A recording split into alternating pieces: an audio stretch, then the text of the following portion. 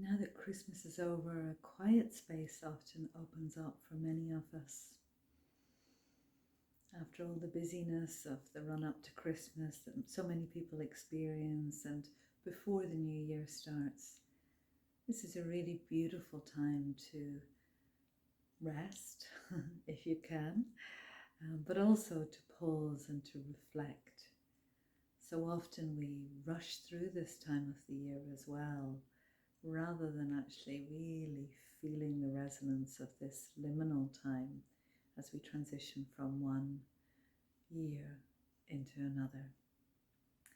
So over coming days, I'm going to be sharing a series of videos with you, which I hope will be supportive to help you to reflect on the year that's gone by and to prepare to transition into a new year.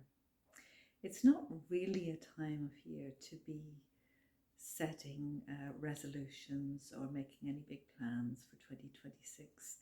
I love to use these days just literally to pause and to look back and to look at my own development and growth in 2025. For me personally, it's been a really huge year, and I know for most of my clients and friends, 2025 has been a big one. There's been so much change, both in the collective in terms of the world and systems becoming unstable, unrest, uprising, revolution is in the air, and it is definitely a big time of change. Those of you who follow any of the good astrologers like Heather Ainsworth or Pam Gregory will know that they've been forecasting this for a long time. A lot of big change is coming. So for me personally, 2025 has asked a lot. This time last year, I was just planning to head off to India for to host a retreat, or to manage a retreat, sorry, for a group of people in India. It was the first time I'd ever been to India, and I was in charge of 28 people and organizing the whole thing for them. So it was a huge deal for me, and then I got really ill for the 2 weeks before I went. So ill that I actually can't really remember traveling. I don't remember. I hardly remember anything at all about the flight from London to Chennai, anyway. So it was weird. It was a very weird time, but I got there and the retreat was amazing and India was amazing, and I came back feeling very, very different. I really felt very transformed from the whole experience. And that then caused a ripple effect throughout the year.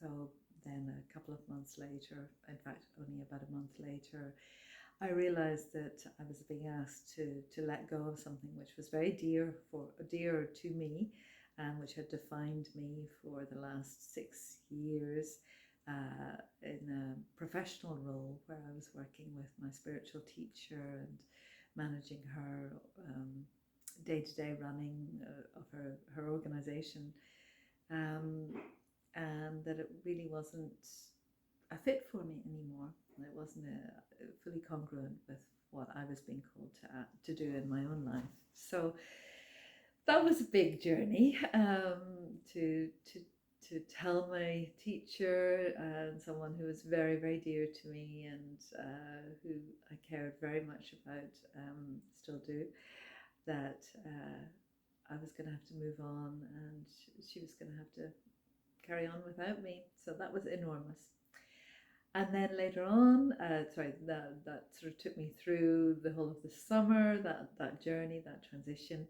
And then I left that at the end of August, came back to coaching full time, and have been setting up my business again. So kind of relaunching myself, and then moving through into the autumn, it became very clear to me that I was being asked to let go of anything that I was using as a crutch or to numb me out in any way. So I've been alcohol free and pot free since the end of September now. So it's been an amazing year, but a big one. And so today's questions for you are, and you might want to write these down and journal into them, or just reflect on them over the next couple of days, or take them out on a walk with you. But I'm kind of just dropping these seeds into your consciousness to see what sprouts. So the first question is, what have you learnt from 2025? And I'm not talking about information or knowledge. I'm talking about your own personal development, your own personal growth. And the second question is, what did this past year ask of you? So you might look at what qualities were being called forth in you.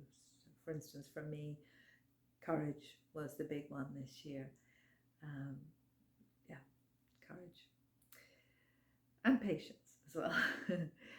And then the final question for today is, what do you feel you've been carrying throughout this year that you definitely do not want to carry into 2026? What do you feel that you've been carrying in 2025 that you do not want to carry into next year?